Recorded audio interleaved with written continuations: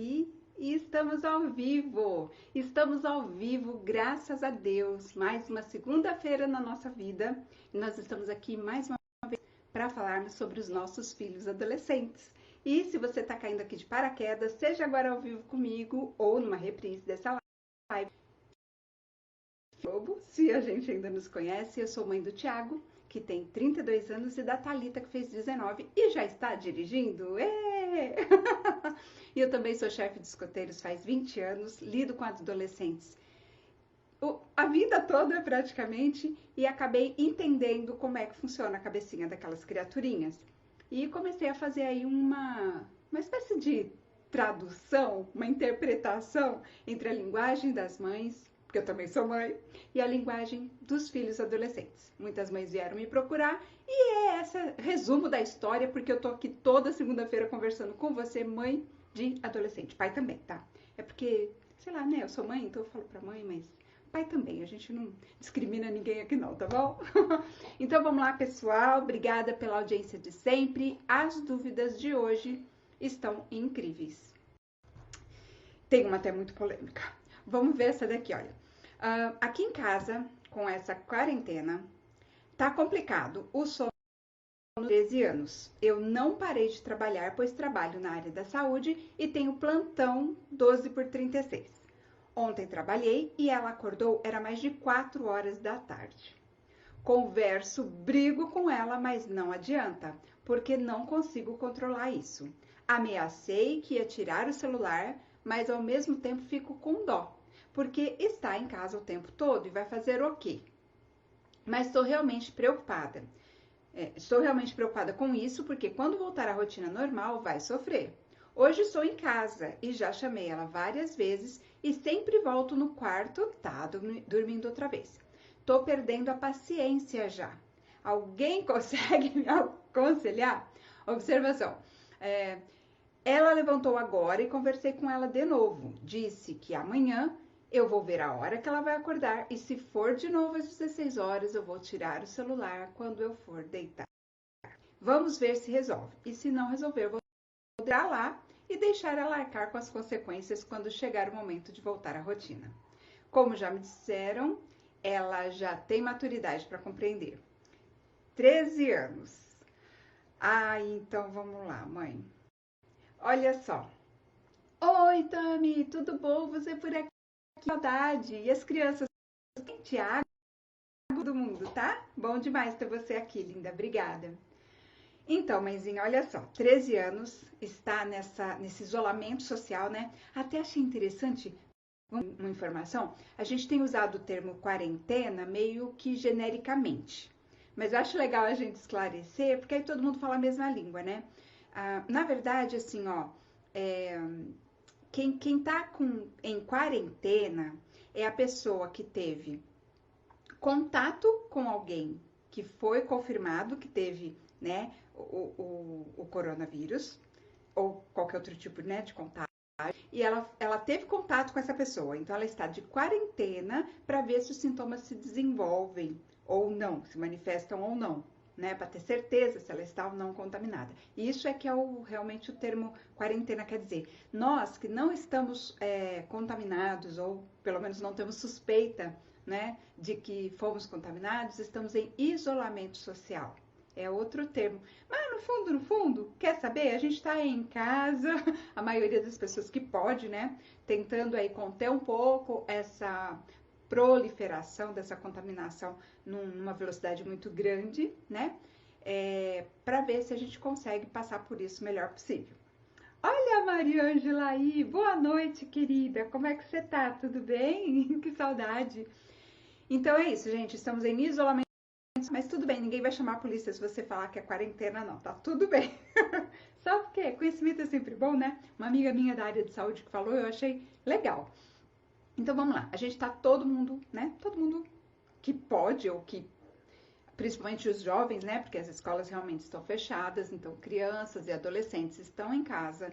E isso está gerando aí um estresse maior entre os pais, inclusive com a questão que essa mãe está nos relatando, que é a inversão do dia pela noite praticamente, né? Fica até tarde no celular, nas redes sociais, já que não tem possibilidade de se encontrar com os amigos na escola, de se encontrar com os amigos em outras situações de convívio social, então eles vão ficar mesmo, né, mais no celular, mais na internet, mais nas redes sociais, para poder ter esse mínimo aí de contato que eles precisam tanto. Mas aí vem essa questão, a rotina toda transformada, né? E logo depois de um período longo de férias, né, que são no verão, que são as férias mais longas, então tá todo mundo assim sentido. O que a gente tem como especialistas, mãe, com relação a essa situação? Primeira coisa, nada de ficar numa rigidez excessiva. De novo, a gente sai do extremo de deixa mesmo virar noite, dia, tanto faz. Isso é um extremo e não é legal. E o outro extremo sabe como é que o Karnal tem falado muito isso, né? Não dá pra gente ter uma planilha no Excel com hora para tudo nesse momento. A rigidez excessiva também não vai funcionar. Então, nem cá, nem lá. De novo, coluna do meio, né? De novo, equilíbrio. Equilíbrio é um dos pilares para a gente ter um bom relacionamento com os nossos filhos adolescentes. Aliás, eu acho que equilíbrio é uma das regras para a qual eu ainda não achei a tal da exceção. Diz que toda regra tem sua exceção. O equilíbrio tá aí um que eu ainda não consegui encontrar um exemplo de exceção. Eu acho que equilíbrio vale para todos, inclusive para esse, mãe. Agora sim, você já conversou, já falou, já desfalou, tá preocupada, tentou várias formas, não tem como ficar contornando, né? Não tem como ficar supervisionando, garantindo, né, que essa sua filha realmente não vai ficar dormindo até as 4 da tarde, porque aí depois ela vai demorar mais para dormir e vai virar esse ciclo sempre. E aí, o que você fez? Você agiu com as armas que você tinha, né? E de novo, gente, se vocês não me conhecem, tá aqui pela primeira vez, o meu compromisso é de jamais dizer que a culpa é da mãe, que fez errado, julgar, criticar, porque a gente já tem bastante disso e a gente não precisa mais de culpa, até porque não resolve nada, né? A gente já sente culpa naturalmente. Então não é esse meu objetivo. Meu objetivo é talvez dar um outro olhar, uma outra maneira de pensar, de ver a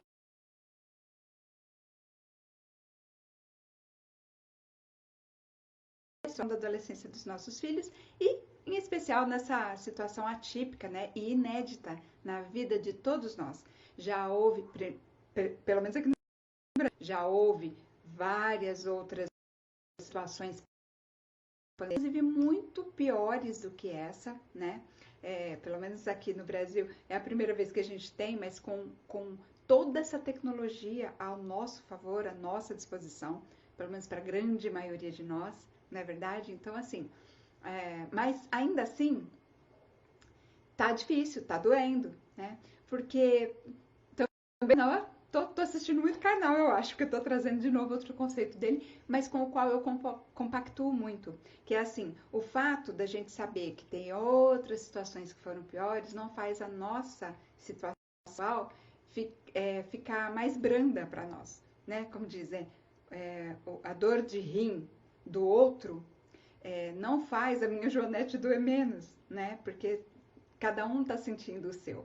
Então, mãe, o que eu te recomendo? Equilíbrio, né? Nem ir pra cima com tudo, olha, tem que manter a rotina, não pode dormir tarde, não pode acordar tão tarde, tem que manter, porque senão depois vai sofrer, briga, conversa, ameaça, chantageia, suborna, e nada funciona, fala que vai fazer uma coisa, depois não faz, faz outra.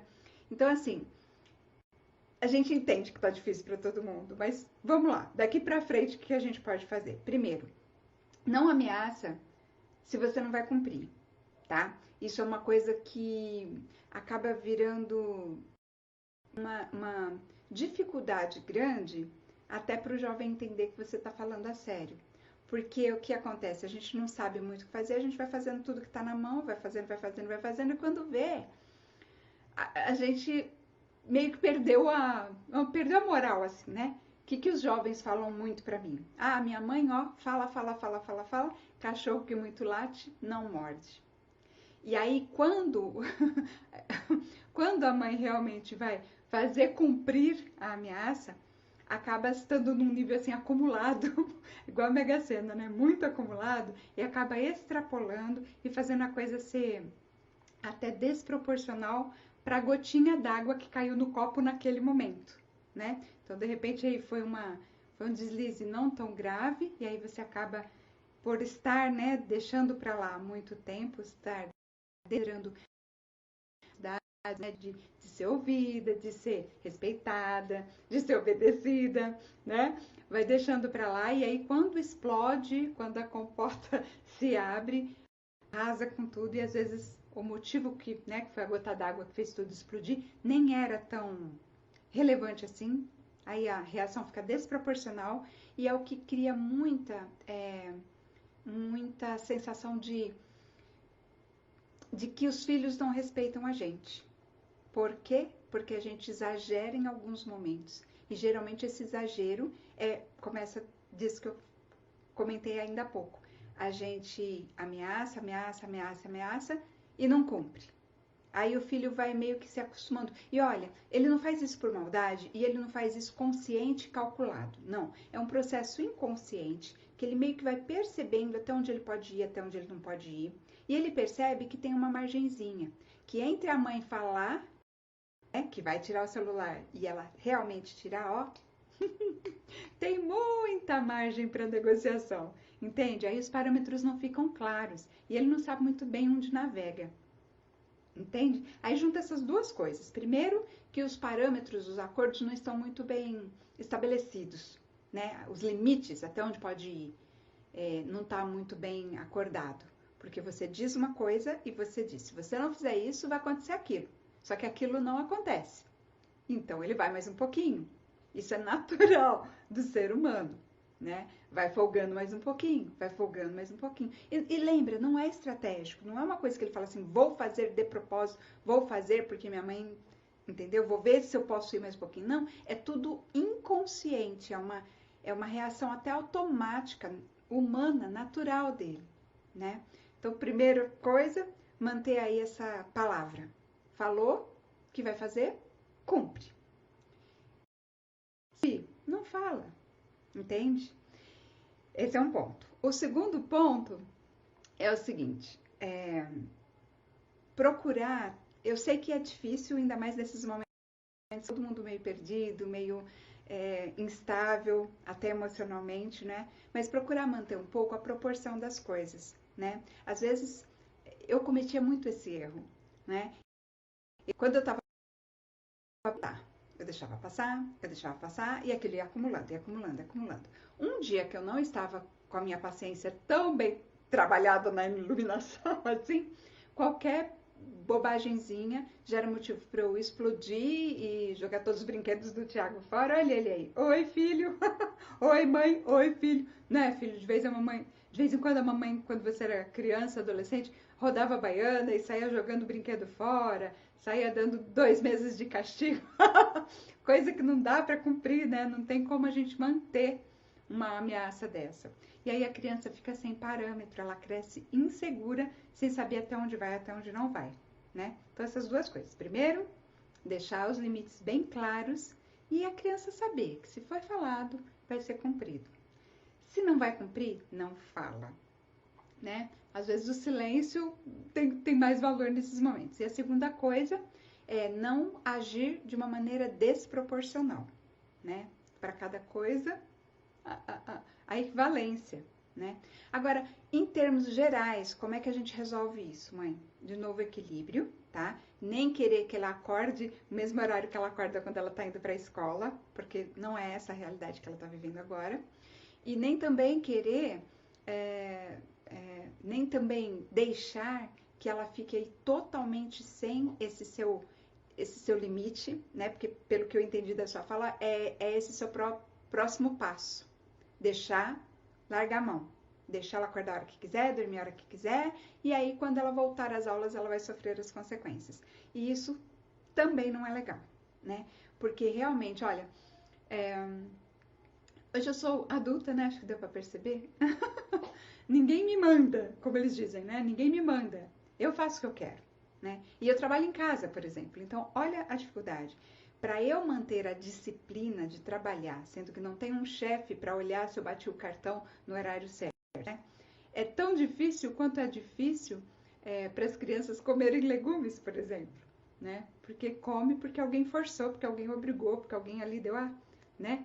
Esteve tomando conta, se responsabilizando por aquilo, né? Percebe que é o equilíbrio? Se você deixa a mãe de qualquer jeito, ela vai sofrer de uma maneira que talvez seja difícil demais para ela dar conta daquilo, né? Talvez ela acabe tendo aí um prejuízo muito maior.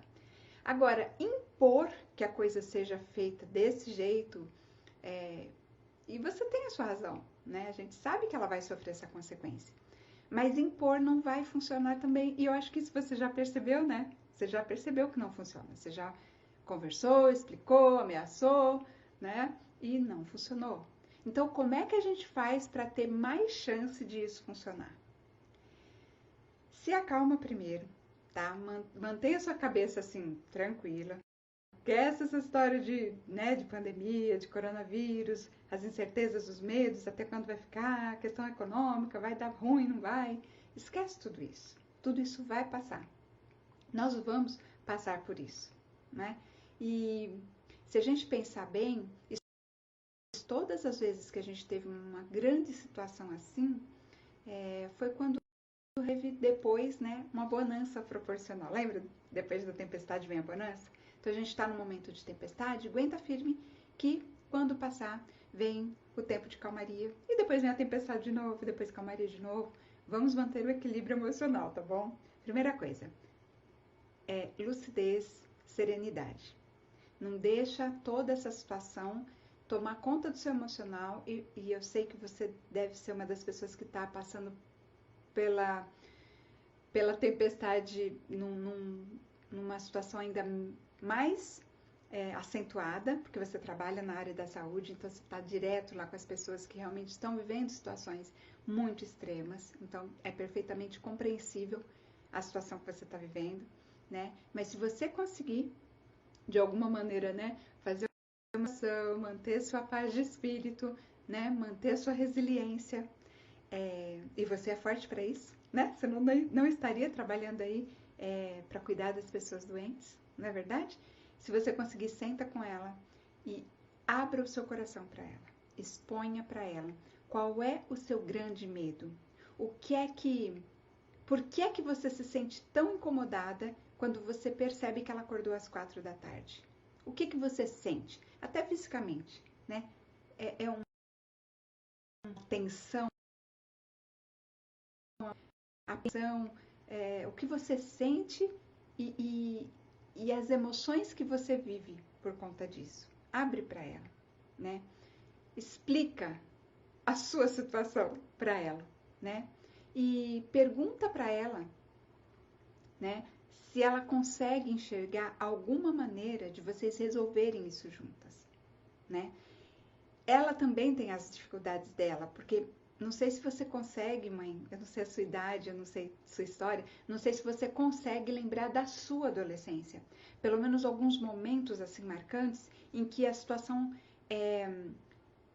para você, olhando do ponto de vista de adolescente, quando você era adolescente, algumas situações que hoje a gente olha e acha absolutamente, né, tranquilas, para o adolescente é muito mais intenso, preocupante, dramático e sofrido, né? Eu lembro, por exemplo, quando teve Diretas Já. Eu era adolescente, tinha 14 anos. E, gente, aquilo lá para mim era uma coisa assim tão grande, tão, meu Deus, o mundo vai acabar, o que vai ser? Entendeu? Os caras pintadas, né? A gente pintava o rosto de verde e amarelo com guache, ressecava e ficava tudo craquelado. E ia pra rua. Eu tinha 14 anos na época. Aquilo para mim era uma coisa assim, tão, meu Deus, alguém tem que resolver. Quando eu tinha 14 anos também, 13 talvez, 13 para 14, foi quando começou-se a falar a respeito da AIDS, que foi quando realmente foi descoberto e começou a circular informação para todo mundo. Era um pânico, era um pânico. Sabe o que eu imaginei na minha cabeça de 13, 14 anos? Falei, bom, agora é o seguinte, vou ter que casar com meu namorado, porque não vai ter jeito, vai ter que cada um ter o seu parzinho e entre si. Porque como é que vai ser, né? Vai ser a única maneira, porque a gente usa preservativo, o preservativo pode romper, e se romper, o que vai acontecer? Entende? A cabeça do jovem, o emocional do jovem, ele é muito diferente do que é para o adulto. Então, está difícil para você que é adulta, ainda mesmo considerando toda a sua peculiaridade, que é estar ali na linha de frente, né, dessa situação toda, lidando com a saúde pública, se está difícil para você, para sua filha está muito mais difícil em termos emocionais, porque eles ainda não viram muita coisa do mundo, apesar de serem muito inteligentes, muito espertos, muito informados, mas eles não têm a experiência de passar por aquilo e saber que vai passar pelo menos. Então para eles é muito mais intenso. E eles estão assim, né, estar longe dos amigos, meu Deus, é quase como Romeu e Julieta, aquela coisa assim, acabou o mundo, e o que a gente vai fazer agora? É difícil demais e eles não fazem de propósito, eles não têm controle sobre isso. Então, senta com a sua filha, expõe as suas necessidades, mas tira o dobro do tempo do que você falar para ouvir como ela está interpretando aquilo, como é que está sendo o dia dela, como é que ela, o que está acontecendo, o que ela anda fazendo, por que ela anda fazendo isso, se ela não está conseguindo dormir. Mas assim, faz perguntas abertas e não fica tentando responder você, não. Deixa ela responder, sabe? E no máximo, se você perceber que está vindo dentro de você aquela vontade de falar um mais, daquela vontade de falar alguma coisa, de comentar alguma coisa, morde a língua, não fala, segura, deixa ela falar. Porque quando ela fala, ela vai organizando a cabecinha dela. E às vezes a gente, como é muito difícil para nós adultos termos uma empatia profunda pelos adolescentes, justamente porque a gente não enxerga mais do ponto de vista em que eles estão vendo a situação, a nossa tendência, sem querer, sem nem perceber, é minimizar, é ridicularizar, é julgar e dizer que tudo é uma bobagem, que tudo isso vai passar. Ele não sente, a gente faz isso porque a gente sabe que vai passar e a gente sabe que aquele problema não é o maior problema que ela vai ter na vida. Muito pelo contrário, né? Então a gente sabe que com o passar do tempo aquilo vai ficar para trás e que ela vai superar aquilo. Mas quando a gente fala isso na intenção de confortar a pessoa e de animar a pessoa, não é assim que ela recebe essa informação. O que o nosso filho recebe de sentimento, de reação, quando a gente chega e fala bobagem, não liga para isso, isso passa, é assim, eu sou compreendido, eu não sou importante, eu sou desajustado, eu sou inadequado e a minha mãe não me entende. É assim que ele recebe. E pode ver. Gente, essa mãe fez um comentário lá num dos grupos que a gente participa de várias mães de adolescentes. E assim, a chuva de comentários era incrível. Aqui também, aqui também, aqui também, aqui também, aqui também. Todo mundo, entre aspas, todo mundo está vivendo essa mesma situação. Dos filhos em casa, virando noite pelo dia, né, tendo dificuldades em lidar com essa nova rotina, com essa disciplina dentro de casa, né? Porque quando tem hora para chegar na escola, tem hora para chegar na escola, já está organizado, o hábito já está instalado, né? Então aquilo já flui mais fácil. Aí chega em casa, tem tarefa para fazer, tá tudo mais ou menos dentro do hábito já de. Como mudou completamente a rotina, tá todo mundo meio perdido e eles se perdem em toda essa situação. E ainda na sua situação, né, em que você não pode estar dentro de casa para ajudar a estabelecer essa nova rotina flexível, mesmo que ela seja mais branda, menos rigorosa, né? Como você não está lá para apoiá-la nisso, para ajudá-la a construir isso, ela está tendo mais dificuldade. E aí você também se sente, né, nessa necessidade de fazer isso, e aí começa a gerar o conflito, porque você tem uma necessidade não atendida que é de ter o controle da situação, ou pelo menos garantir, né, a situação que sua filha vai realmente ter ali que não vai sofrer voltarem às aulas, e ela também tem várias necessidades de conviver, de compreensão, de até ter um certo conforto, uma situação que é toda abstrata e muito dramática para eles, né? Então fica tudo muito difícil de conciliar. Então, mãe, resumindo toda a história, equilíbrio, não leva tudo tão a ferro e fogo, não critica, tá? Não promete que você vai fazer alguma coisa se você sabe que vai ser difícil depois, né? Essas ameaças, elas não ajudam, elas atrapalham. E senta um momento que você se sentir um pouco mais tranquila, um pouco mais desestressada, né? E procura ter essa conversa de se abrir mesmo. Olha, não queira garantir, não queira respostas, não queira soluções perfeitas e imediatas. A gente não tem esse nível de controle agora. Agora está na hora da gente ver que está tudo meio solto e a gente vai ter que navegar, né, da maneira mais equilibrada possível nessa insegurança, nessa instabilidade, inclusive emocional, inclusive de rotina, inclusive de todo o resto. Então conversa com ela, pede ideias para ela. Filha, você entende a minha posição? Entende as minhas necessidades?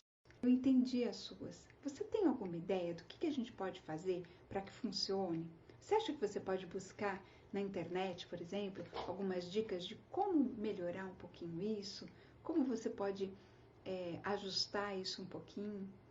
E vai ouvindo, talvez você tenha surpresas ao perceber que ela já está apta a encontrar algumas soluções, talvez até melhores do que as suas ideias, né? E gradativamente, aos pouquinhos, com paciência, com resiliência, a gente vai conseguindo realmente estabelecer, né, esse novo status quo que está dentro de casa, tá bom? Mãe, eu realmente espero que eu tenha te ajudado a encontrar uma luz, conversar com a sua filha a respeito disso.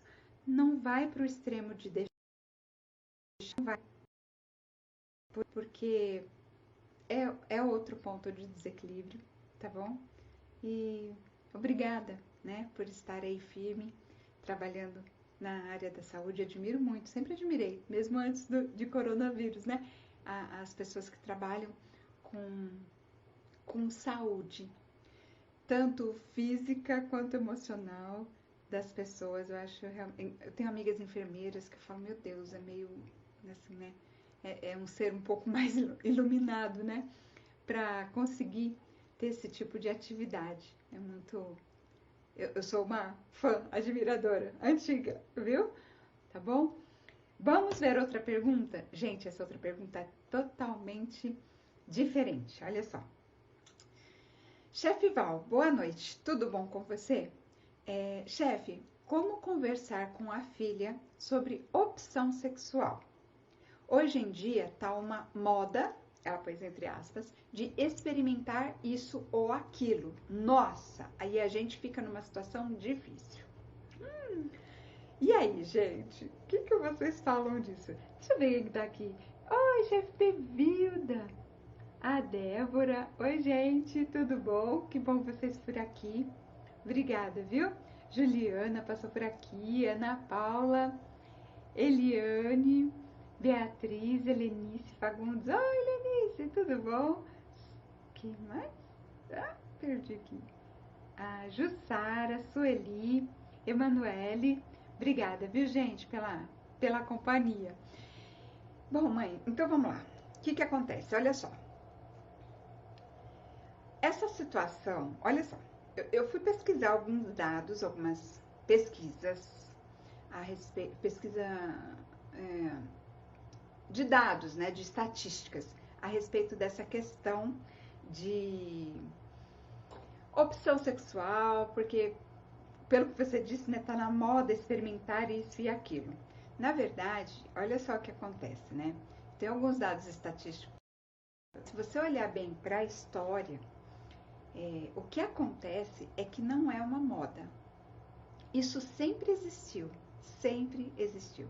Se você buscar em casos históricos assim da antiguidade, tô falando do Império Romano, eu tô falando da Grécia, eu tô falando de coisas muito antigas, mas que a gente tem registro e que pelos registros dá para deduzir que essa confusão, né, que você falou que é difícil de entender, na verdade ela sempre existiu.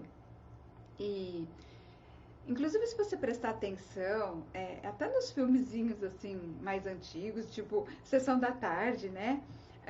A gente, de anos atrás mesmo, décadas atrás, a gente percebe que havia, assim, principalmente entre as meninas, uma certa curiosidade em relação ao mesmo gênero, né?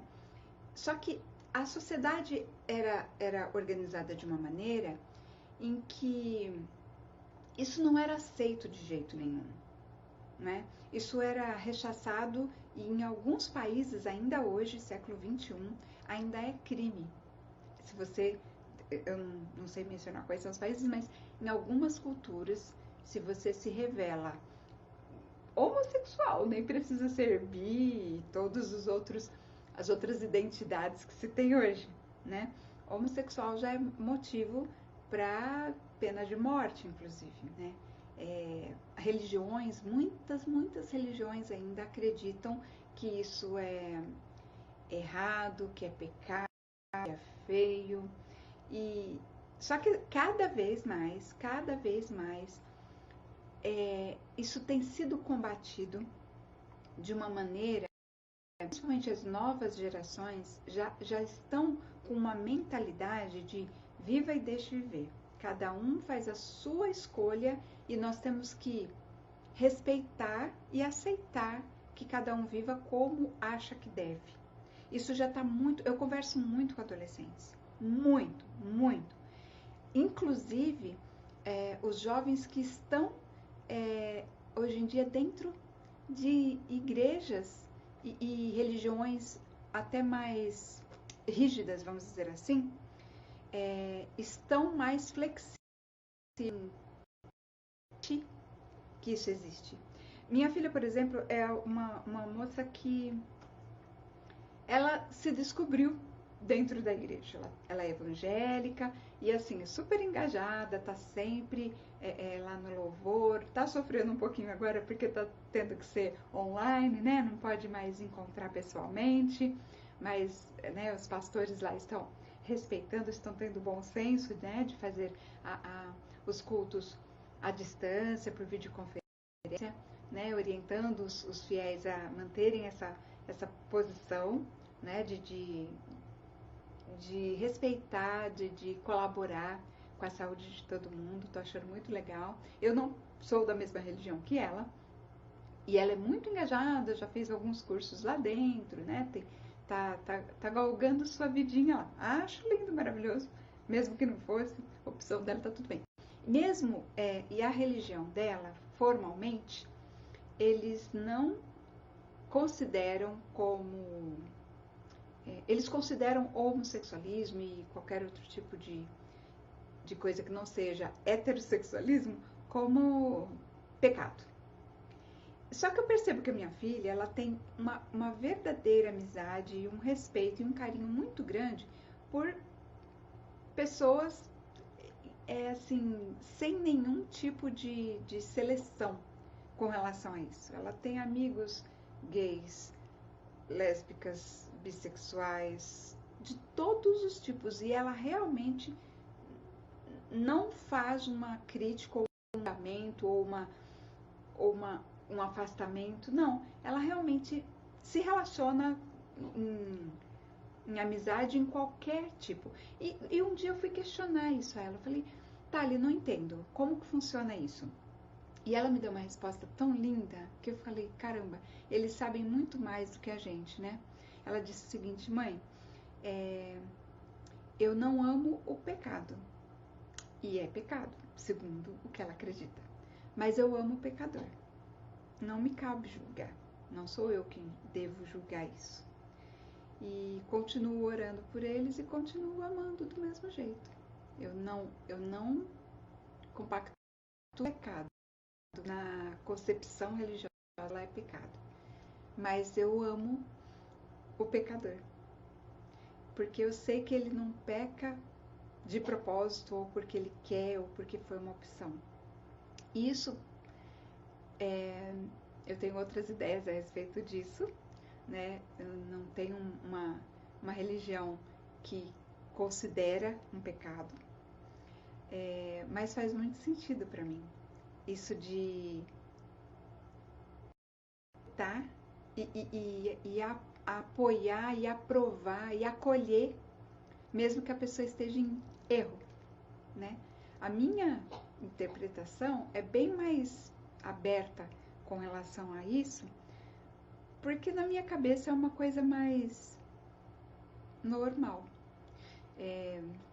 Eu particularmente nunca tive problema. Eu lembro quando eu era adolescente, eu para uma moça, eu não me lembro mais quem é, mas eu achei ela muito bonita. E eu fiquei admirada como se a gente admirasse um quadro. Sabe quando a gente vê um quadro e acha muito bonito, uma obra, fica admirada? Quando a gente vê um ambiente bonito, beleza, beleza. E eu não senti atração física, vontade de beijar, de me relacionar. Eu não senti uma atração sexual por ela, mas eu senti uma atração de beleza. Assim como você vê uma vitrine, você não se sente atraído por aquela vitrine? Aquela coisa bonita, brilhante. Eu senti esse tipo de atração, não sexual.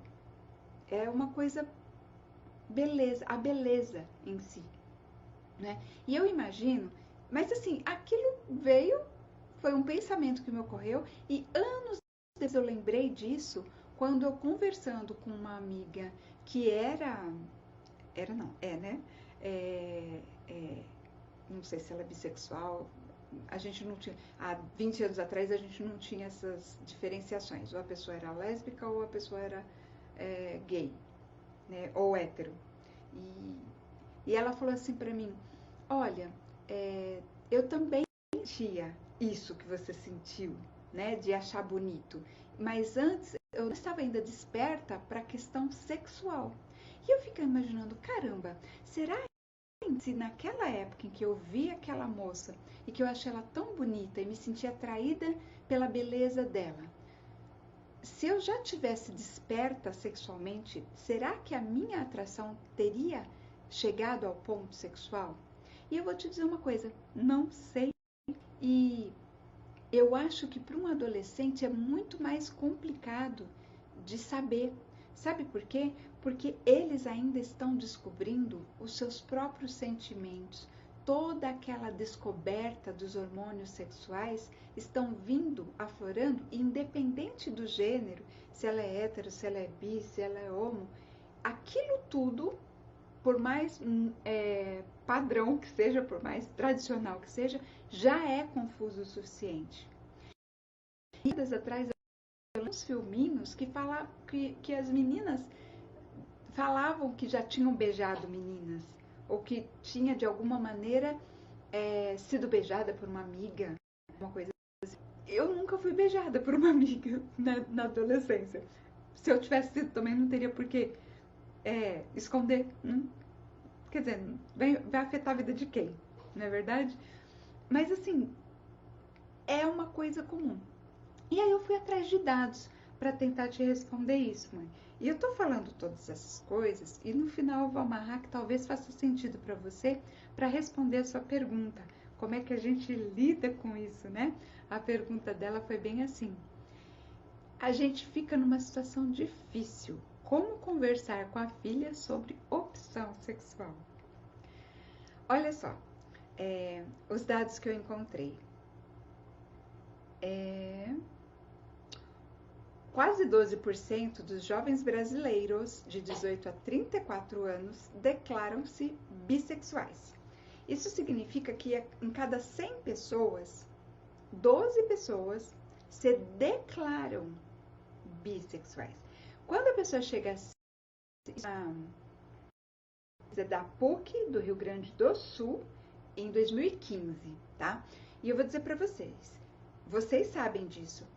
Mesmo com toda essa abertura, comparada ao que havia há tempos atrás, ainda é muito restrito. As pessoas ainda são muito reprimidas e ainda têm muito receio de se declararem não heterossexuais.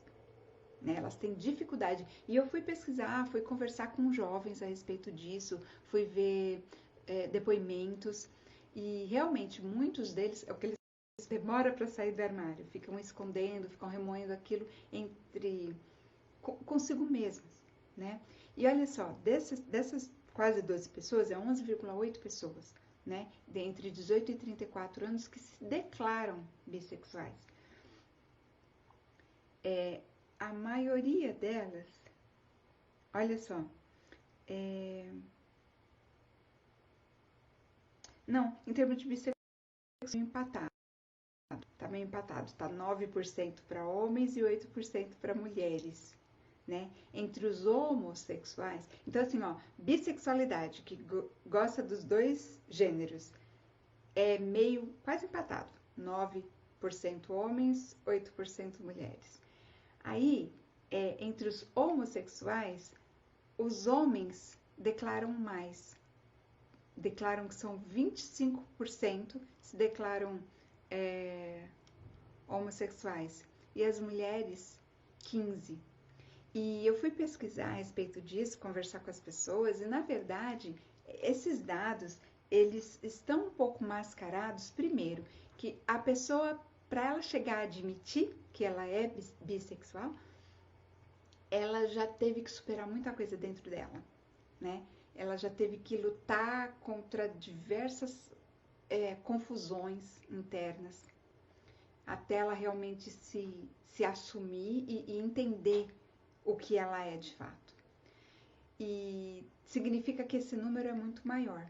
Outra pesquisa chegou a dizer que 1 em cada 5, deixa eu pegar aqui o dado certinho para te passar, 1 em cada 5 jovens muda a orientação sexual na adolescência, né? 1 a cada 5 jovens muda a orientação sexual na adolescência, né? Foi de um site recente, bom, deixa eu ver aqui, deixa eu ver o dado certinho para te passar, para não falar bobagem. Ela diz o seguinte, ó. Os psicólogos responsáveis pelo relatório sobre a orientação sexual são da Universidade Estadual da Carolina do Norte, Estados Unidos, e analisaram as identidades sexuais, atrações românticas e comportamentos dos adolescentes por 3 anos. E eles destacam que entre as descobertas que os jovens são dinâmicos na maneira de experimentar a sexualidade ao longo do tempo. Como resultado, 19% dos adolescentes, 19%, sabe o que é isso? É 1 a cada 5, 20% é 1/5, disseram ter ao menos uma mudança de identidade e 21% confessaram ter alterado suas ações românticas, de hétero para bissexuais. As meninas, em média, foram vistas como as mais fluidas, entre aspas, em suas atrações, ou seja, lidam de forma mais descomplicada e espontânea com as variações do que os meninos. E isso, ele continua explicando, que é o seguinte, para os meninos é assim, é mais complicado para eles dizerem que eles são bi do que eles dizerem que são gays. Existe preconceito, inclusive, em própria comunidade não heterossexual. Eu falo não heterossexual porque são muitos gêneros, muitas... eu não sei nem dizer o nome, olha a minha ignorância, né? Mas são muitas letras daquela sigla que antigamente era LGBT, que era lésbicas, gays, bissexuais e transexuais.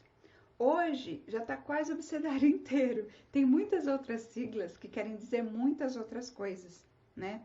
E eu não tenho conhecimento técnico a respeito disso, mas o que eu posso te dizer, convivendo com adolescentes, é que para eles tem dois polos aí que você pode explorar para conversar com a sua filha. A primeira coisa é o seguinte: isso sempre existiu, essa fluidez, eles chamaram, essa sensação de que você pode ser atraído sexualmente tanto pelo mesmo gênero quanto por outro, ou por ambos. Só que hoje, como isso é mais divulgado, mais defendido, mais tido como uma opção da pessoa, como os jovens, quanto mais jovem, mais tem defendido essa liberdade de se expressar e de ser quem realmente é, mais pessoas têm lutado por esse direito das pessoas realmente revelarem a sua verdadeira essência. Isso tem dado mais encorajamento para que as pessoas admitam o que sempre sentiram desde até a antiguidade, só que era tudo muito reprimido e camuflado, e disfarçado e abafado, entende? Então, hoje as pessoas têm mais liberdade de, quando se sentem confusas, se permitirem experimentar, né?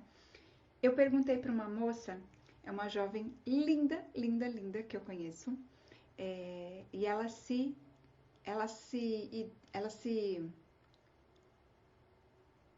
auto-identifica como bissexual. Mas ela diz assim, ela disse para mim, eu não escolho se eu vou gostar de menino ou de menina.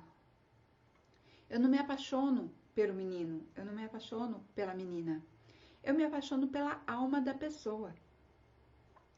E aí, se nessa relação de amor, de gostar da essência da pessoa independente do sexo, a relação acaba evoluindo para um contexto sexual, aí tanto faz ser menino ou ser menina. Não sei se eu estou sendo clara no que eu estou te dizendo. Nós não temos amigos, pessoas que a gente ama, que são homens e são mulheres?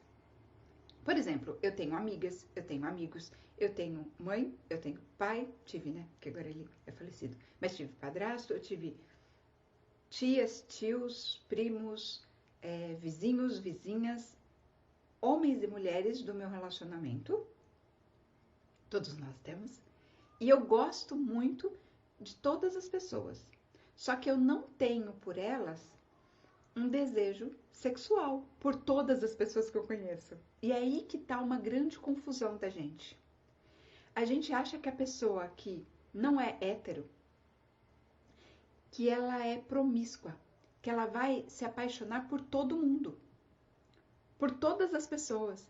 A gente confunde o não heterossexual com uma pessoa que vai ser um tarado, um pedófilo, um aficionado por sexo. E não tem nada a ver uma coisa com a outra. O fato de uma pessoa, por exemplo, gostar... Por exemplo, eu gosto de homem, sexualmente. Mas eu tenho meu marido. Não significa que eu me sinta atraída sexualmente por todos os homens que existem sobre a face da Terra. Entende isso? As pessoas que estão nessa situação de lutarem para elas poderem amar quem elas quiserem, independente do gênero, não significa que elas querem pegar todo mundo. Não significa que elas vão ser promíscuas, que elas vão ser fúteis ou que elas vão ser sujas. Entende isso? O fato dela não definir se ela é atraída sexualmente por um homem ou por uma mulher exclusivamente, não faz com que ela seja atraída por todo mundo. Então, se é uma menina, isso, voltando ao caso dessa minha coleguinha, tem 15 anos, ela falou assim, eu me apaixono pela alma da pessoa. Mas assim, se eu tô namorando uma menina, e ela namorou recentemente uma menina, não significa que se passar uma outra menina na minha frente, eu vou largar a minha namorada para ir correr atrás dessa outra menina. E também não significa, pelo fato de eu ser bi, que eu estou com a minha namorada. E se passar um menino na minha frente, que eu vou correr atrás dele. Porque não é assim que funciona. E se você parar para pensar, não é assim que funciona mesmo. Mesmo nas relações heterossexuais. Percebe? Então, assim, às vezes a gente fica preocupado com uma questão que não é muito relevante, se você for parar para pensar. Entende isso? Não é relevante se a pessoa sente atração sexual por um, por outro, por ambos. Entende? Porque, na verdade, as pessoas se apaixonam por pessoas. Entende? Faz sentido para você, mãe?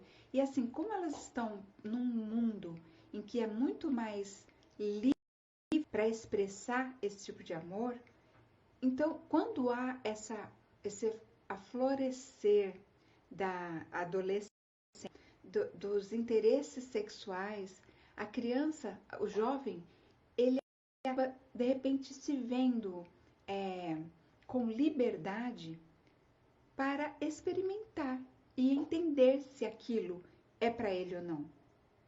Entende?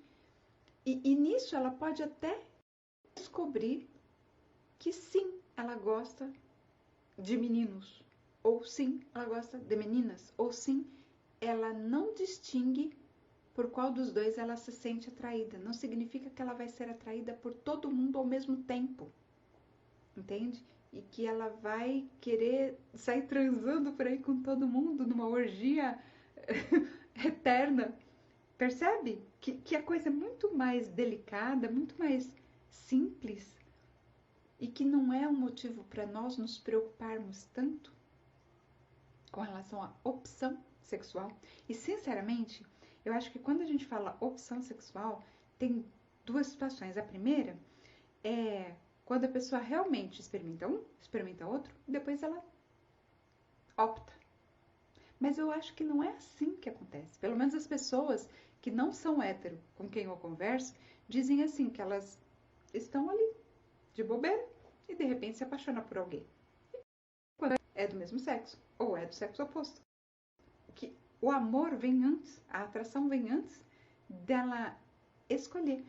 A gente não escolhe direito por quem a gente se apaixona. A questão é que os heterossexuais se apaixonam sempre pelo sexo oposto, né?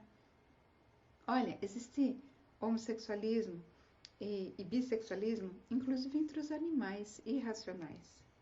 Eu acho que o que acontece, isso é a minha cabeça, tá? Não é pesquisa. Depois vou te dar uns dados muito importantes a respeito dessa pesquisa que tem sido essa situação das pessoas não heterossexuais, que talvez seja mais importante do que realmente se a pessoa vai gostar de um ou de outro. Calma que é importante isso. Eu acho que é muito mais relevante a gente pensar que quando a gente se apaixona, ponto. Se você é heterossexual, geralmente é pelo sexo oposto. Agora, quando você se apaixona e depois você vai ver que a pessoa é do mesmo gênero, isso acontece inclusive em outras relações. Eu acho que a nossa sociedade é que estabeleceu o certo o correto, o não pecaminoso, o sexo heterossexual. O que fugir disso tem em si pecado. E, engraçado que, de novo, a própria Thalita, né, que acredita numa religião que diz que é pecado sair do relacionamento heterossexual, uma vez eu estava preocupada com ela, que a gente é escoteiros. Então a gente tem algumas regras para manter a segurança dos próprios jovens, né? Então, assim, adultos não podem compartilhar as mesmas barracas das crianças. Proteção infanto-juvenil, para não haver, para minimizar o máximo a questão de pedofilia, assédio sexual e tudo isso. Meninos dormem com meninos, meninas dormem com meninas nas barracas. Existe toda ali uma minúcias de regras com relação ao número de pessoas, então não pode ser uma pessoa dormir sozinha na barraca, não pode dormir duas pessoas sozinhas na barraca, mesmo sendo, né, do mesmo gênero. Então são sempre 3 ou mais, porque aí, né, possivelmente iniba um pouco mais alguma manifestação, algum assédio, alguma situação de risco. Tem situações, por exemplo, de que os ramos diferentes, né, as faixas etárias. Então, mesmo sendo menor de idade, os pequenininhos, os lobinhos, né, que são de 6 anos e meio até 10 anos, eles não dormem nas mesmas barracas dos mais velhos, né, 15 a 18, por exemplo. Então, cada ramo tem o seu cantinho. E todas essas regras combinadas da melhor maneira para que possa fazer o que nos cabe, o máximo que nós podemos, para que eles não sejam expostos a alguma situação em que vão ser assediados. Aí, certa vez, há muitos anos atrás, eu me debati num dilema. Falei, caramba, Thalita, o que a gente vai fazer agora? Thalita, minha filha, 19 anos. O que a gente vai fazer agora? Tem barraca para meninos, barraca para meninas, e como que a gente vai fazer com a barraca para os que são gays? Ela falou, mãe, pensa bem, o que pode acontecer de pior? Ela foi tão simplista, ela falou assim, mãe, gay não fica grávido. Então, eles estão melhores do que se você colocar héteros juntos. Eu falei, caramba, é tão mais simples, sabe? Porque o fato da pessoa preferir o mesmo sexo não significa que ela vai sair atacando todo mundo. Não significa que ela é uma pessoa pervertida, uma pessoa desequilibrada, que vai com alguma doença, alguma patologia. Não é um psicopata que vai querer fazer sexo com qualquer pessoa que chegue perto dela. Percebe isso? A coisa é muito mais humana do que a gente olha. O problema é que a cultura coloca na gente umas lentes que nos faz olhar de uma maneira distorcida para alguma realidade que às vezes é muito mais simples. E aí você me pergunta, como é que eu converso a respeito disso com minha filha? Pergunta para ela o que ela tem visto, porque olha, vou te dizer uma coisa, eu sei que essa menina tem 12 anos. Mãe, ela já sabe muito mais do que você a respeito de todas essas suas dúvidas de opção sexual. Quem pode dar lições para você, quem pode informar coisas para você, é ela. Muito mais do que você para ela. Porque tudo que você tem de informação é o que a cultura colocou na nossa cabeça como certo e errado. Entende? E a gente tem uns conceitos prévios, uns pré-conceitos. Todo gay, ele é promíscuo. Todo gay, por exemplo, eu conheço pessoas que não deixam os filhos na companhia de gays, porque acham que as crianças vão estar mais expostas a assédio sexual do que se estivessem com héteros. Eu digo assim, por exemplo, para babysitter, para babá, para professor de prezinho, de educação infantil. Eles acham que quem é gay é mais propenso a assediar a criança do que um hétero. E isso é um absurdo tão grande, tão grande, tão grande, gente, que não tem nem cabimento. Mas isso já está tão enraizado dentro da nossa cultura que é quase automático a pessoa pensar isso. Ela não fala, ela não sente, mas fica aquela coisa assim, sabe aquela pulga atrás da orelha? Entende? E tudo isso é resquício de cultura embutida no nosso pensar coletivo. Isso é transmitido de uma maneira tão sutil. Sabe quando você olha para o filho pequenininho e você vê ele repetindo as mesmas coisas que você fazia e você percebe que você não foi lá e instruiu para ele agir desse jeito, ele simplesmente repete o modelo. É tudo muito sutil, mas é perceptível no nível inconsciente. Então, todos esses preconceitos que a gente tem, né, que a gente fica numa situação difícil, é tudo fruto da cultura que colocou pra gente que isso é uma coisa errada, que é suja, que não é certo, que é pecado, entende?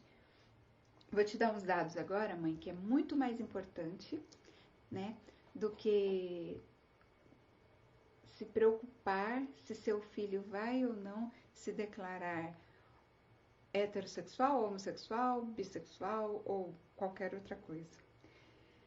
Como eu disse, né? No Brasil, isso é dado de PUC, Rio Grande do Sul, em 2015, quase 12% dos jovens entre 18 e 34 anos declararam-se.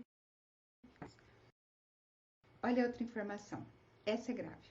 Homens bissexuais são 6 vezes mais propensos a cometer suicídio do que homens héteros. Os homossexuais são 4 vezes mais. Então veja, quem é bissexual, sendo homem, né, tendo o gênero, tendo o físico masculino, mas se identificando como bissexual, ele tem 6 vezes mais chances de cometer suicídio do que um hétero. E quem é gay, só gay, não é bi, tem 4 vezes mais chances de cometer suicídio. E você sabe por quê? Porque, como eu disse, a pessoa tem muita confusão dentro dela, né? Ela se sente muito...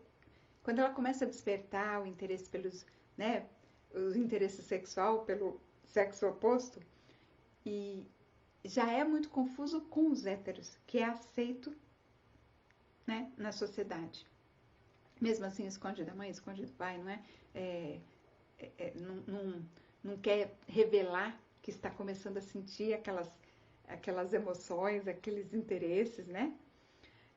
Agora imagina se junto com isso ainda vem a questão da confusão de ele não entender que ele sente a mesma coisa pelo mesmo gênero que ele, pelo mesmo sexo que ele. Ele fica ele não sente liberdade para falar a respeito daquilo, ele não se compreende, não se sente compreendido pelos outros. E é mais fácil, olha só, é mais fácil ele se aceitar sendo gay do que ele se aceitar sendo bi. Por causa de todo o viés cultural de preconceito e de discriminação que sofre ao dizerem que bissexual é uma pessoa que não se define, é uma pessoa que não... Vários preconceitos. É uma pessoa que é pior ser bi do que ser homossexual. Entende? Vejam. E, gente, eu vou dizer pra vocês, eu acompanhei minha mãe o ano passado, quem já me conhece dessa história, minha mãe ficou durante 4 meses num hospital psiquiátrico. Semi-internação era assim, ela ia todos os dias de segunda a sexta, das 7 da manhã até as 3 da tarde, e fazia lá todas as suas atividades, né, no hospital psiquiátrico para tratar depressão, saúde mental. E havia muitas pessoas na turma dela que não eram heterossexuais. E eu percebo assim, por exemplo, nós temos, né, as pessoas que se que se identificam como não heterossexuais e tem aquelas que não se aceitam, mas tem um jeito que faz a gente pensar que talvez ela seja e talvez ainda esteja se descobrindo. Mas não interessa. Vamos pensar só nas que se identificam como não heterossexuais. Na escola, a gente tem uma porcentagem, né? No condomínio, no trabalho, sempre tem alguma pessoa, né? Só que nesse meio de pessoas com problemas de depressão, de saúde mental, de sofrimento, a proporção de pessoas não heterossexuais é maior do que nos outros grupos sociais. E aí você pode dizer assim, mas qual que causa o quê? E eu sou capaz de afirmar para você, eles se tornam doentes mentais porque eles não suportam emocionalmente, não conseguem dar conta de lidar com o fato de não serem heterossexuais e ter que enfrentar toda a sociedade, inclusive o seu próprio pensamento cultural, o seu próprio preconceito a respeito daqueles sentimentos, daquelas emoções, daqueles sentimentos, inclusive sexuais que eles têm para com as outras pessoas que não são do sexo oposto. Entende? Eles não conseguem lidar com aquilo e adoecem mentalmente por conta disso, tá? Então, muito mais importante do que tentar direcionar opção sexual dos seus filhos é pensar que sem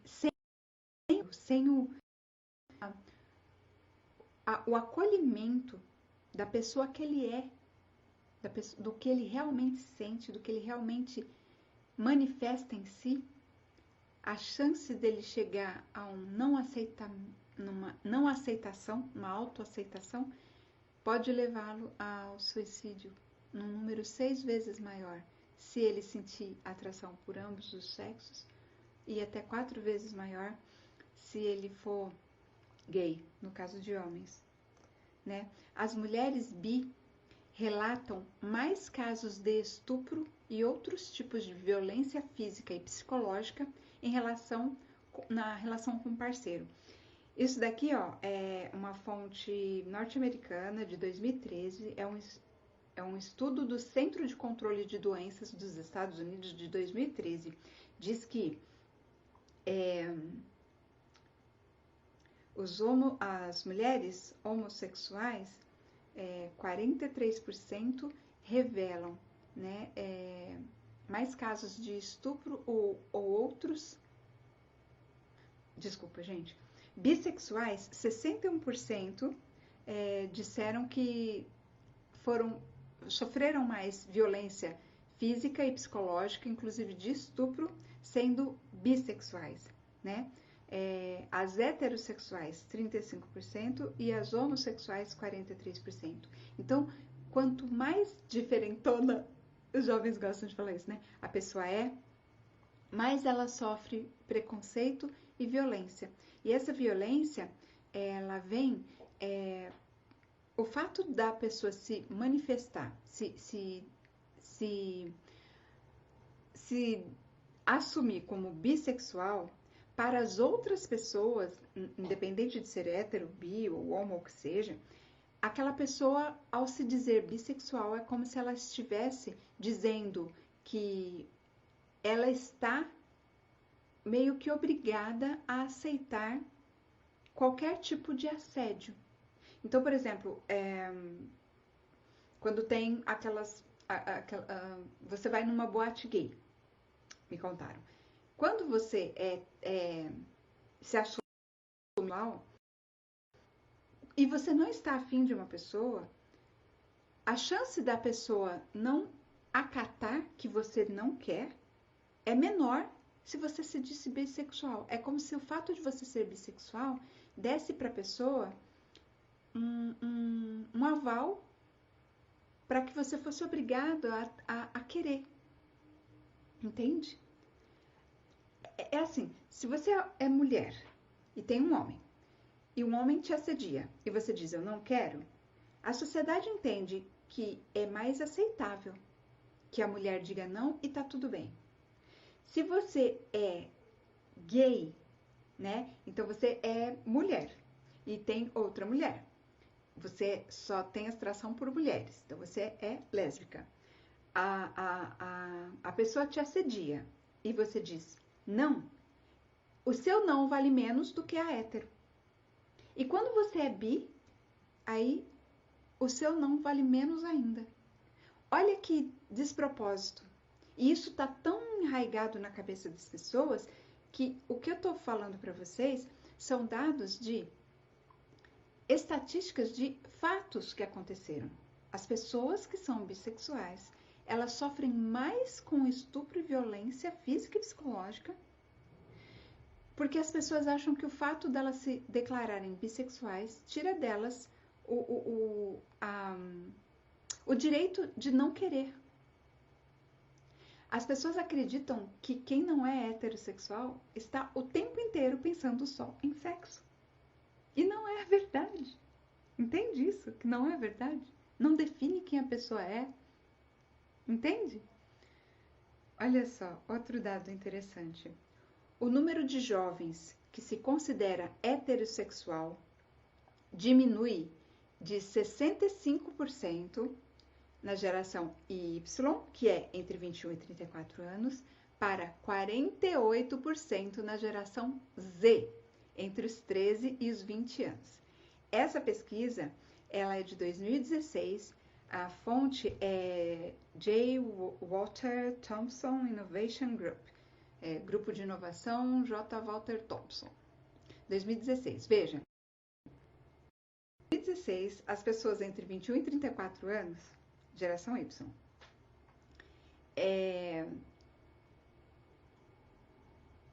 se considerava heterossexual 65% dessa população. Já os mais novos, entre 13 e 20 anos, esse número cai para 48. Ou seja, a minoria das pessoas, jovens entre 13 e 20 anos, se consideram heterossexuais. Percebe? 52 não se consideram hétero. Por isso que a gente tem falado que é a questão da tal da modinha.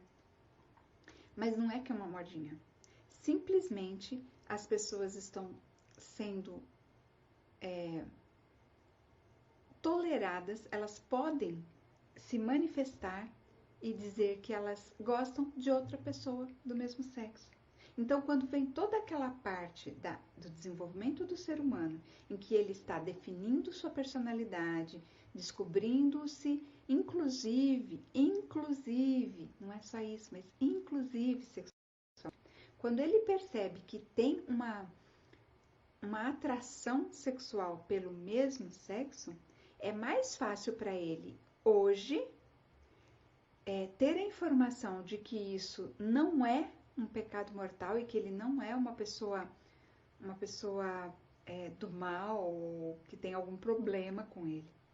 Então, é mais fácil ele se permitir experimentar, vivenciar aquilo. Lembra que a adolescência é a época de experimentar as coisas. Não estou falando apenas de sexo, estou falando de tudo. Experimentar drogas, experimentar álcool, experimentar fugir de casa, experimentar fazer coisas diferentes, se submeter a alguns riscos. Isso é natural do ser humano. E em conjunto com todo esse contexto, havendo uma abertura, uma liberdade para que não seja reprimido ou recriminado o fato de você sentir uma atração por o mesmo gênero, faz com que está mais liberto para experimentar. Sabe? Não significa que vai mudar. A diferença é que antigamente as pessoas sentiam as mesmas coisas. Só que quando ela sentia isso, ela imediatamente era conduzida pela cultura a abafar o sentimento, abafar aquela descoberta, aquele despertar da atração, ignorar aquilo, fechar os olhos para aquilo e focar no outro. E a maioria das pessoas acabava encontrando uma maneira de viver bem com aquele sentimento sufocado. Entende? Porque ela foi direcionada por todas as referências da cultura para seguir o caminho heterossexual. Quando aquele sentimento, que não era o convencional, era superior à sua capacidade de ignorar aquilo e seguir pelo caminho tradicional, quando aquilo era mais forte que ela, era onde começava a dar um monte de problema e a pessoa realmente chegava ao ponto de achar que a única solução para a vida dela era se suicidar, porque ela não via saída, ela não via saída para a situação em que ela se via de fato. Ela mostrava para a sociedade uma máscara bem aceita, né? Então, homens se casavam, tinham filhos, mantinham uma aparência de heterossexualidade, mas no íntimo eles se sentiam atraídos por outro sexo e abafavam aquilo. Hoje em dia, esse abafar está sendo menos necessário, né?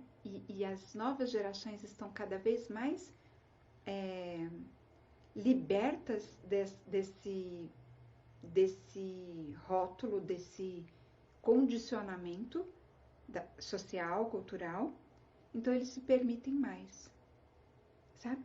Então, mãe, isso venha mostrar pra gente que está muito mais relacionado a sentimentos do que a sexualidade em si. Entende?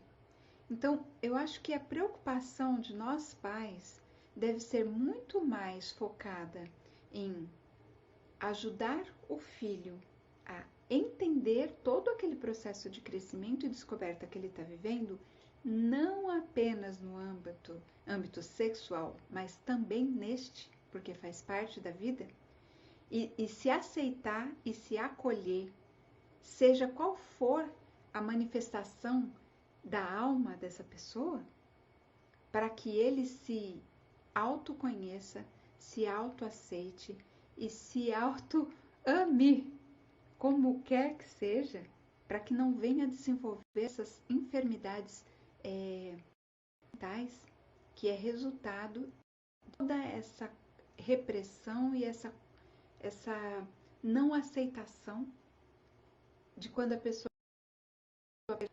em si um sentimento que não é o padrão esperado e não sabe lidar com aquilo. Entende? Então, respondendo a sua pergunta, mãe, faz assim. Abre uma conversa de doença, sabe aqueles joguinhos que a gente brincava?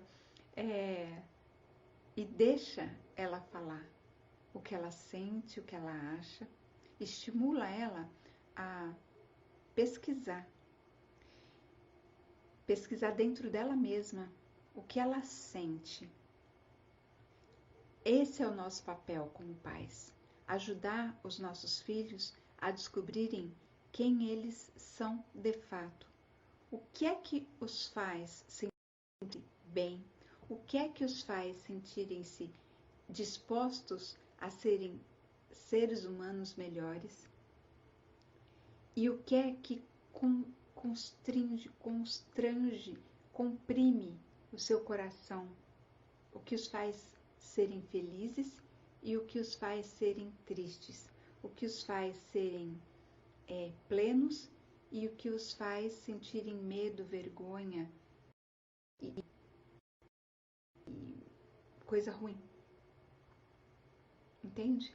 Descobrir que música a gente gosta, descobrir que esporte a gente gosta, descobrir que tipo de literatura, que tipo de livro, que tipo de filme, que tipo de anime eles gostam e descobrir que tipo de pessoas eles gostam, independente do sexo.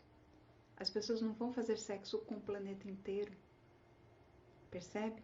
O fato da pessoa não ser heterossexual não significa que ela vai ter mais relações sexuais ou mais parceiros sexuais do que o hétero teria. Nosso papel como pais, e essa é a minha interpretação, tá? E eu acho que cada um tem a liberdade de encontrar a sua verdade, inclusive como o seu papel de ser pai ou mãe. Se você acha que o seu papel é conduzir o seu filho para que ele negue qualquer sentimento que não seja o padrão convencional, é seu filho. Eu não estou aqui para te dizer o que é verdade e o que não é. Mas dentro do seu coração talvez esteja a resposta de o que interessa de fato. Entende? E tudo isso vai depender muito do quanto você já conseguiu perceber e distinguir do que é essência humana e do que é viés cultural, do que é um padrão estabelecido pela sociedade e colocado como verdade. Entende? Mas aí eu estou compartilhando com você, mãe, o que eu acho que seria a melhor conduta. Tentar mostrar para sua filha, né, que não importa o que ela sinta, o que importa são os valores que ela tem em relação a fazer o bem, em relação a ajudar as pessoas, em relação a sentir o coração feliz. Porque esse é o muito do que é errado. Não precisa de grandes filosofias, não. Quando você faz algo que é de Deus, entre aspas, seu coração fica alegre, você sorri. Quando você faz algo que não é bom, que é ruim, o seu coração fica triste, você fica triste, você se sente mal. A resposta está muito dentro da gente, é que a gente não observa, não para prestar atenção nisso, entende? Eu acho que está mais aí nosso papel como pais, ajudar nossos filhos a olharem para dentro de si próprios e perceber o que faz com que eles se sintam bem, o que faz o coração deles cantar e o que faz o coração deles doer, se encolher, entende? Mãe, eu acho que essa foi a live assim mais difícil para mim, porque não é um assunto que eu domine. Eu tô falando aqui para você de minhas impressões a respeito do que eu penso sobre essa questão de não heterossexualidade. Veja que eu não sei nem os nomes, né? Mas baseado nas conversas que eu já tive com jovens adolescentes que me explicaram o que é essa não heterossexualidade para eles, o que eles sentem, como eles são, e da minha percepção, da minha observação a respeito do que acontece com os jovens cujas famílias reprimem e reforçam neles uma necessidade de ignorar o que quer que eles sintam, optar por um padrão estabelecido e tido como certo, correto, não pecaminoso.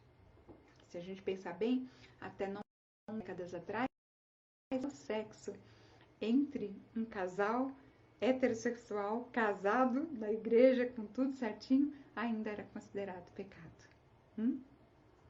Lembra? Até na época da minha avó ainda era pecado. E eu, olha, veja, eu tenho Eu não fiz 50 anos ainda, eu vou fazer o ano que vem 50 anos. E eu já trago na minha infância uma impressão muito forte de que sexo é pecado. Né? Quanta coisa foi preciso refletir, pensar e filosofar para tirar isso da cabeça. E quantas pessoas ainda acham isso, né? Que mesmo sendo homem com mulher, casados, né, monogâmicos, sexo é errado, é pesado, é pecado, né? Percebem isso? É isso, gente. Então, amanhã eu espero que eu tenha te ajudado de verdade. Não vi se você passou por aqui, mas eu vou até te mandar o link disso que a gente está conversando, porque eu senti a sua angústia. Eu sei como é que é, porque nós somos parte dessa sociedade, né? Nós estamos inseridos nela. E é difícil a gente discernir o que é nosso do que pensamento imposto pra gente, né? Porque nem sempre fica, não é uma divisão clara, né? Mas se você olhar pro seu coração, você vai ver que quando ele realmente se liberta, fica alegre, é porque tá no caminho certo, tá bom? Super beijo, gente.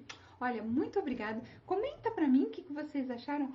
Olha, Valéria Baltazar, amiga, que saudade. Oh, você tá perfeita como sempre. Ai, que coisa linda. Aline, boa noite. Boa noite, meu amor. Tudo bom? Olê, bem, Guilherme. Ah, Jafé, tudo bom? Ah, minha amiga Eliane Sarau. Ai, gente, obrigada, viu? Adorei a companhia aqui de vocês. Suzy Melo, a Lívia, Amanda Verardo. Você passou aqui? Ah, chefe Matheus, chefe Claudemir. Gente, obrigada. Obrigada mesmo pela companhia. A gente se vê, viu? Amanhã, 4 da tarde, eu vou fazer uma live com a chefe Andréia. Ei, chefe Andréia, né? A minha amiga loira. Tá bom? Mas às 16 horas da manhã, a gente vai estar falando sobre essa situação de isolamento social em casa com os adolescentes, tá bom? Super beijo para vocês, fica com Deus e a gente se vê. Tchau, gente!